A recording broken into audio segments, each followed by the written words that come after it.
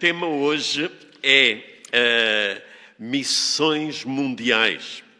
A Igreja celebra missões em abril, missões mundiais, com uma visão do reino e não apenas local, mas em novembro celebra missões nacionais. E Deus tem dado a oportunidade ao nosso país. Eu agradecia que se concentrassem agora no culto e não se distraíssem com outras coisas, por favor. Então, Deus tem dado a oportunidade à Igreja do Senhor de receber pessoas oriundas de toda a parte. E assim, oportunidades, sem sairmos de casa, de levarmos o Evangelho de Jesus Cristo àqueles que estão perdidos. Hoje nós queremos meditar numa parte de uma oração de Jesus antes de ele ir à cruz. O Senhor Jesus deixou nesta oração que João, no capítulo 17, registra coisas tão importantes. Algumas delas ainda não se cumpriram na totalidade, mas realmente o Senhor Jesus quis deixar tudo organizado. Cristo cumpriu a sua missão. Os seus discípulos, os seus apóstolos, cumpriram a sua missão. E nós, hoje, será que estamos a cumprir a missão que o Senhor nos confiou?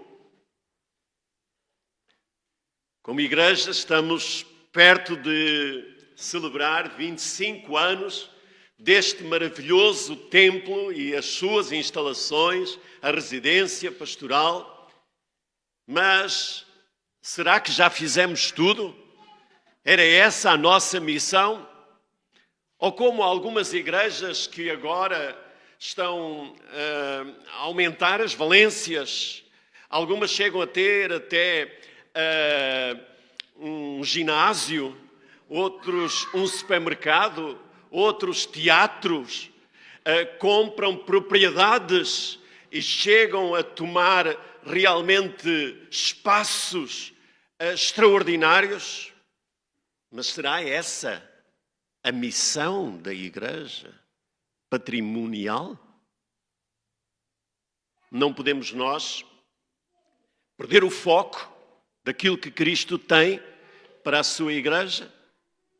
Então, meus irmãos, olhemos para a palavra. Esta oração de Jesus, conhecida como oração sacerdotal, ela apresenta, nos versos 1 a 5, a oração de Cristo em seu próprio favor.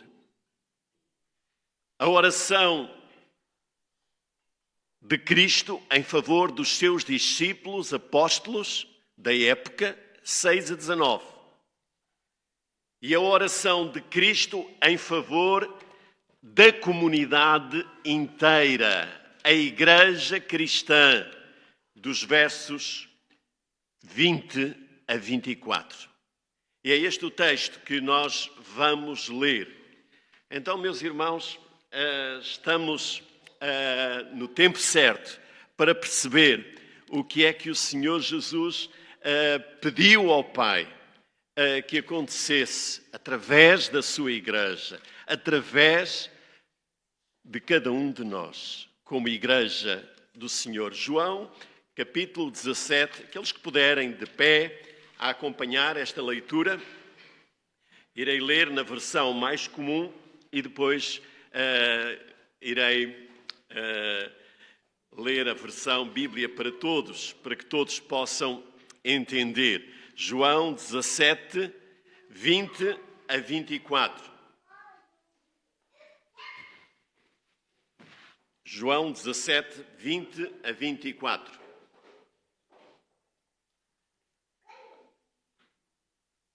E não rogo somente por estes, mas também por aqueles que pela sua palavra hão de crer em mim, para que todos sejam um, como tu, ó Pai, o és em mim e eu em ti, que também eles sejam um em nós, para que o mundo creia que tu me enviaste.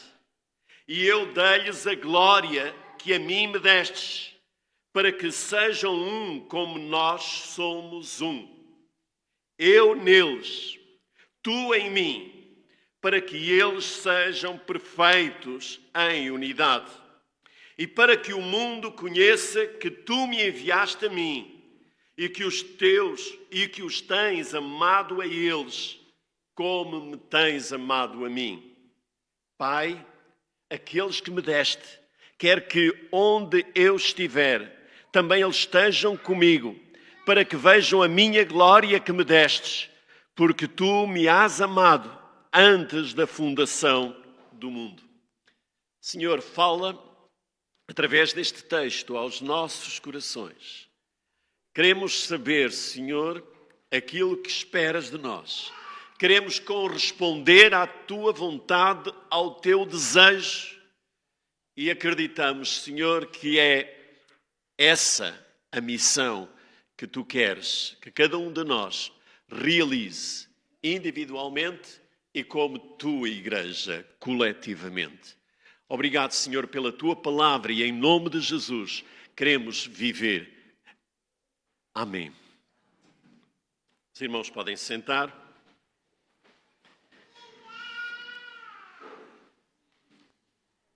E este texto é realmente maravilhoso e nos mostra a missão que Jesus deixou para a sua igreja, para os seus discípulos. E alguns aspectos que esta oração revelam, e eu gostaria também de prolongar ainda para os outros dois versículos como conclusão. E nós encontramos então aqui nestes pedidos que Jesus faz ao Pai em favor dos seus discípulos hoje e futuramente, a unidade, que é fundamental, como diz, missões da unidade à missão, a paz, a proteção e a santificação. Meus irmãos, Jesus, ele sabia que era essencial para realizarmos esta missão que nos confiou. Ele pede ao Pai que unifique a sua igreja, que una a sua igreja, não em termos de ideias, de cultura, de preferências, de vontades, mas que a sua igreja seja unida em Cristo, que a igreja honre o Filho de Deus, que a igreja demonstre o amor de Cristo àqueles que o Senhor acrescenta, àqueles que vivem à nossa volta, para que sejam cativados, atraídos para o Evangelho do Senhor. Então, Jesus pede ao Pai que a igreja desfrute do amor de Deus, da sua glória, e que goze em pleno tudo aquilo que Deus Pai tem a realizar pela sua igreja. Igrejas saudáveis cumprem a sua missão no mundo. Igrejas doentes, igrejas divididas, em pecado, com relacionamentos desfeitos, não conseguem cumprir a missão de Cristo. Uma comunidade sobrenatural de crentes redimidos, vivendo juntos em amor, comprometidos com Cristo, é o meio adequado para Deus transformar vidas. E, meus irmãos, a igreja é o método que Jesus deixou O Senhor Jesus deu origem à sua igreja e nós, a partir de Atos, depois do Pentecostes, temos a explosão, o crescimento sobrenatural da igreja de Cristo. E se hoje nós estamos aqui, graças à oração de Jesus e à ação do Espírito Santo, somos privilegiados, somos beneficiados, mas também somos responsabilizados por dar continuidade à igreja do Senhor. Numa igreja saudável, podemos experimentar de forma coletiva o amor pelos incrédulos, o amor por outros crentes no Senhor Jesus, pela liderança que o Senhor vai levantando ao longo dos tempos e de uma maneira coletiva pelo nosso Deus. Efésios 3:10 mostra que através da igreja Deus demonstra a sua sabedoria ao mundo. Por isso, meus irmãos, é uma bênção, mas uma tremenda responsabilidade.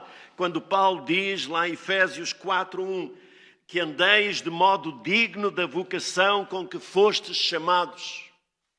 Meus irmãos, as igrejas são realmente constituídas por pessoas imperfeitas como nós, como cada um dos irmãos, mas realmente a presença do Cristo ressurreto, vivo entre nós, transforma a mediocridade e nos traz realmente a boa obra, a obra perfeita.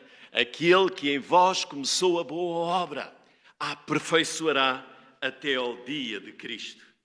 O que é que Deus está a fazer neste lugar, através do seu Evangelho? Deus está a construir uma sociedade espiritual que possa refletir a sua glória, como hoje já ouvimos na lição da escola dominical.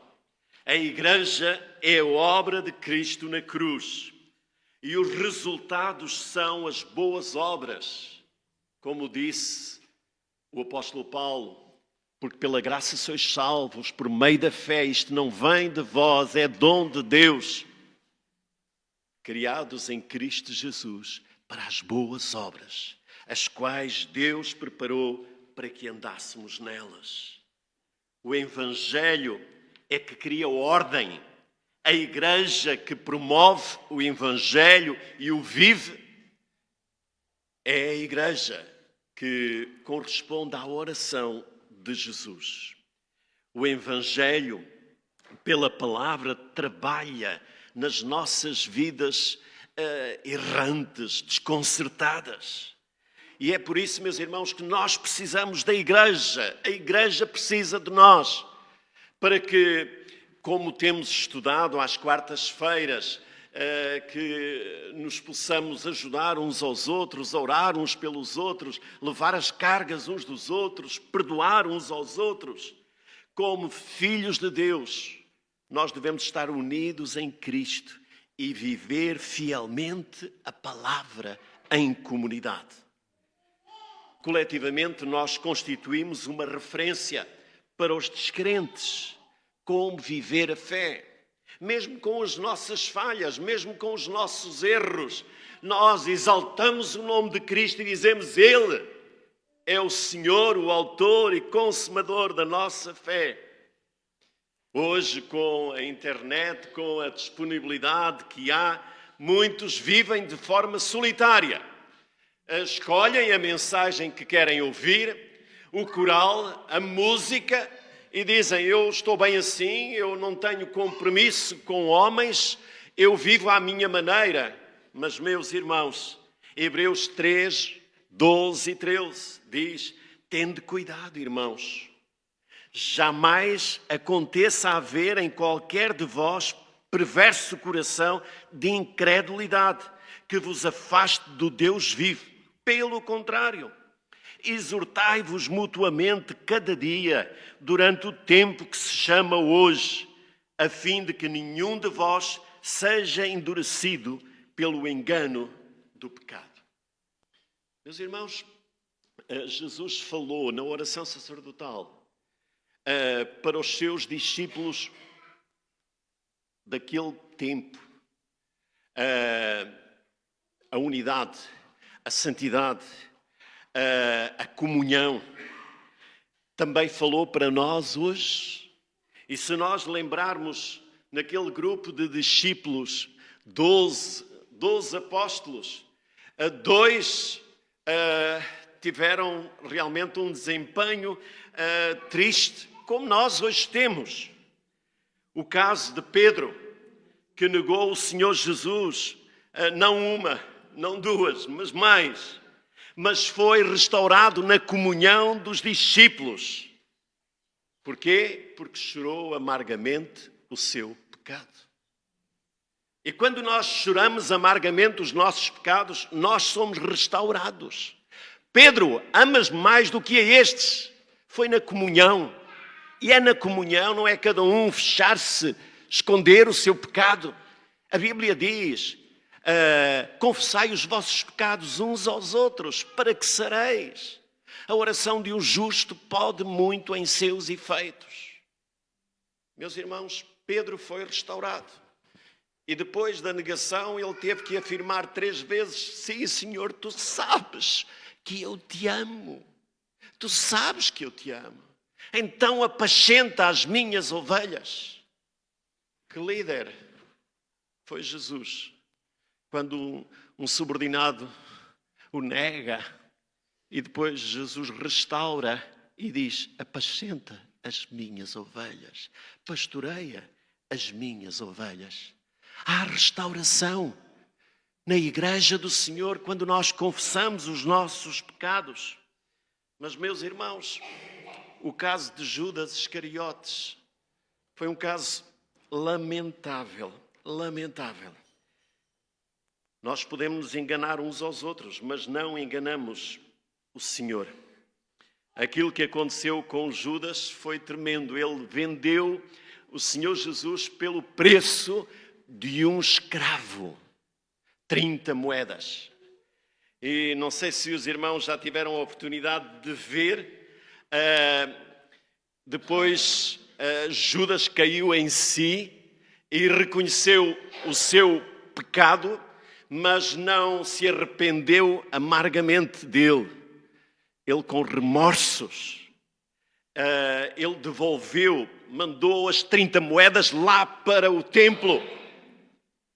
E sabem o que é que aconteceu? As 30 moedas não foram colocadas lá na caixa, no gasolifácio, mas foram rejeitadas. Nem aquelas moedas serviram, mas foi mandado construir. Os terrenos naquela altura não deveriam ser tão caros como é hoje em Portugal, mas foi mandado construir um campo de sangue e aquele campo ficou para uso comunitário. Os remorsos de Judas não seguiram à presença de Deus, porque ele se isolou e caiu em pecado. A palavra de Deus diz que não há um justo nem um só. Nós somos pecadores. Todos pecaram e destituídos estão da glória de Deus. Mas na igreja do Senhor, com Cristo como nosso Senhor e Salvador e Rei, pela sua morte, a sua crucificação, o seu sepultamento e a sua ressurreição, nós somos novas criaturas. E, meus irmãos, isso nos reabilita quando nós confessamos os nossos pecados. Se confessarmos os nossos pecados, Ele é fiel e justo para nos perdoar e nos purificar de toda a injustiça. Então, meus irmãos, a missão que nós como igreja temos, e o texto é bem claro quando nós lemos lá em João, no capítulo 17, não te peço apenas por eles, mas também por aqueles que crerem em mim por meio da sua pregação, para que todos sejam um, Pai, que eles estejam tão unidos a nós como tu estás a mim e eu a ti. Desta maneira o mundo há de acreditar que tu me enviaste. Dei-lhes a minha glória que me destes, para que vivam em perfeita unidade como nós. Eu vivo neles e tu vives em mim. Deste modo a sua união será perfeita e o mundo há de saber que me enviaste e que os amas como a mim. Pai, que todos aqueles que me deste estejam onde eu estiver, para que possam cumprir a glória que me deste, porque tu amaste-me antes que o mundo fosse mundo. Pai bondoso, o mundo não te conhece, mas eu conheço-te, e estes também já sabem que eu fui enviado por ti. Eu dei-lhes a conhecer quem tu és, e vou continuar a fazê-lo, para que eles se amem como tu me amas, e o meu amor neles esteja. Meus irmãos, esta é a missão da Igreja, levar o Evangelho. O livro de Apocalipse dá, em termos proféticos, uma visão através das igrejas lá da Ásia sobre como é que muitas vezes as igrejas vivem. E encontramos várias igrejas. A melhor que poderíamos escolher para dizer esta igreja está mais próxima da igreja de Tires seria a igreja de Éfeso. Mas, meus irmãos, a igreja de Éfeso, que era uma igreja trabalhadora, esforçada, operante, esta igreja ocupou-se de muitas coisas, até em termos doutrinários, uma doutrina conservadora, bem rígida. E isso era positivo. Mas esta igreja deixou o seu primeiro amor. E o seu primeiro amor é o amor pelas almas perdidas, por aqueles que estão fora e longe do reino dos céus. Nós não queremos nos transformar a igreja de Éfeso, pelo menos neste aspecto, a falta do primeiro amor, aquilo que levou irmãos aqui, um punhado reduzido, um grupo pequeno, a pensar, vamos edificar aqui uma igreja para o Senhor, uma igreja forte, uma igreja viva, e graças a Deus por todos os servos que o Senhor levantou ao longo do tempo. Uns plantaram, outros semearam, e nós hoje podemos realmente colher de tantos trabalhos realizados. Mas, meus irmãos, não nos podemos conformar apenas com edifícios, apenas com eventos, com projetos. Nós queremos mais. E se olharmos para aquilo que Atos 1, 8 nos diz, a partir do Pentecostes, realmente a Igreja do Senhor cresceu, explodiu. Primeiro com uma perseguição, que foi necessário que os crentes pudessem ir por outras paragens. E aí, meus irmãos, a Igreja do Senhor, a Igreja cristã desenvolveu. E diz Atos 1, 8: mas receberão poder ao descer sobre vós o Espírito Santo, e serão minhas testemunhas, tanto em Jerusalém, como em toda a Judeia e Samaria, e até aos lugares mais distantes do mundo. Meus irmãos, a Igreja de Jerusalém cresceu, desenvolveu, realizou ministérios importantíssimos, mas em determinado momento acomodou-se. E nós não nos podemos acomodar. Nós temos como exemplo uma igreja que pensou em missões, uma igreja com uma visão de reino, a igreja de Antioquia, em que no capítulo 11 12, 13 e seguintes, se fala desta igreja. Uma igreja que investiu em missões, que se abriu para os gentios e que levou o Evangelho por outras paragens. E se hoje nós temos aqui uma igreja, graças à Igreja Missionária de Antioquia.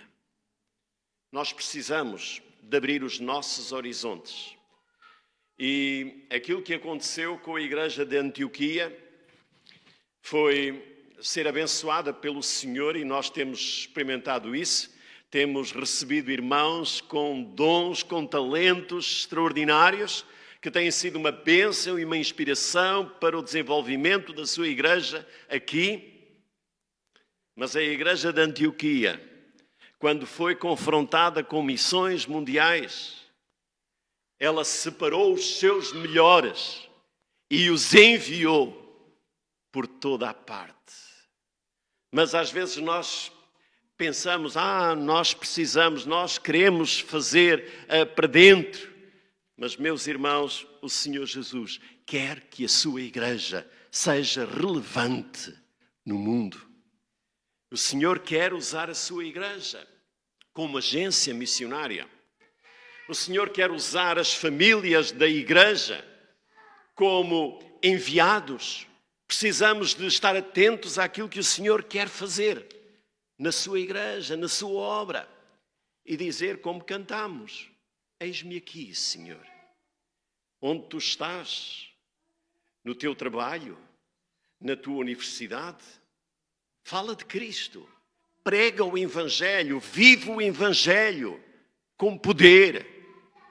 Acredita que o Senhor tem todo o poder para mudar. Se alguém está em Cristo, nova criatura é. As coisas velhas já passaram, eis que tudo se fez de novo.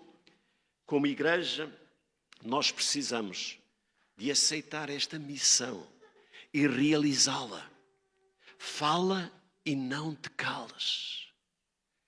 Não te acomodes. Aquilo que alcançaste já ao longo de vários anos de vida cristã não é suficiente. Tu tens que partilhar aquilo que Deus faz hoje na tua vida e aquilo que Ele fará.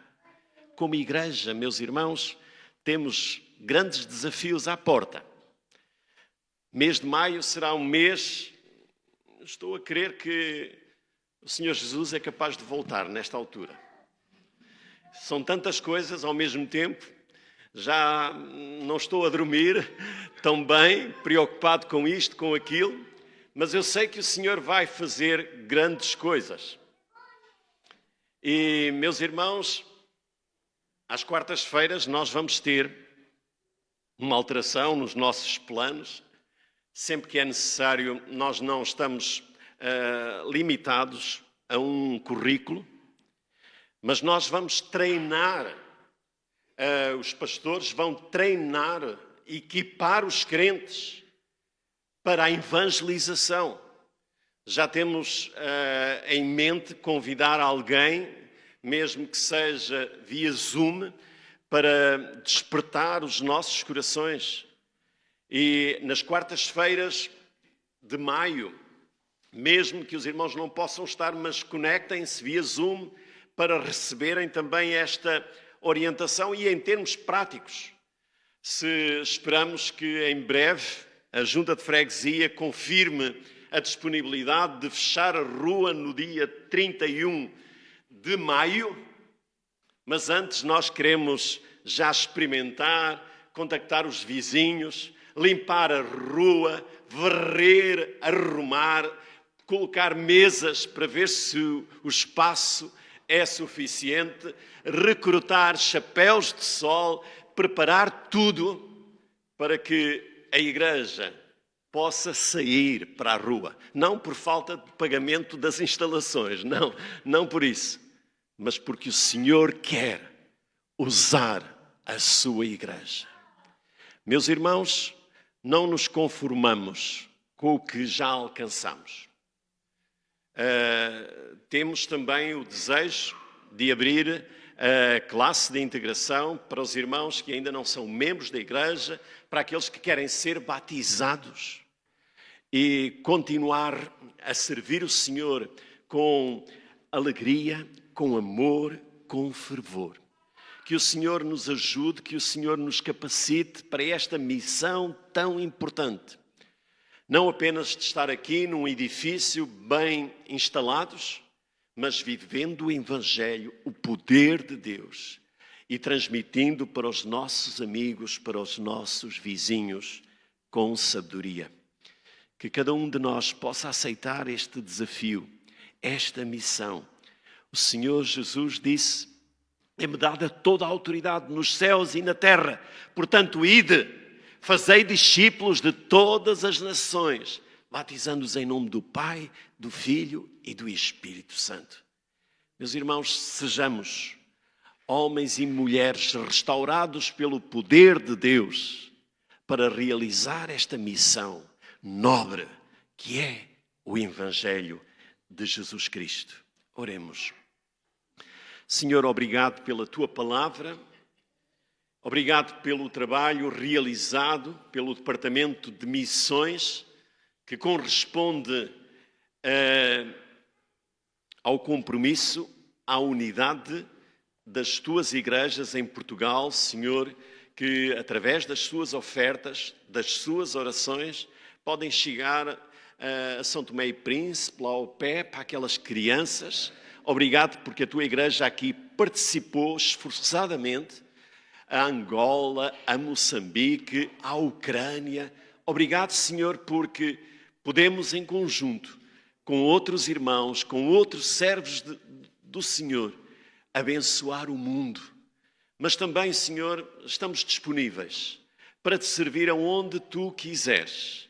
Senhor, que cada um de nós possa despertar para Te servir e não recuar, não isolar-se, mas servir com alegria, com os Seus dons, com os Seus bens, para a honra e glória do Teu nome. É a nossa oração. Em nome de Jesus, eu oro. Amém.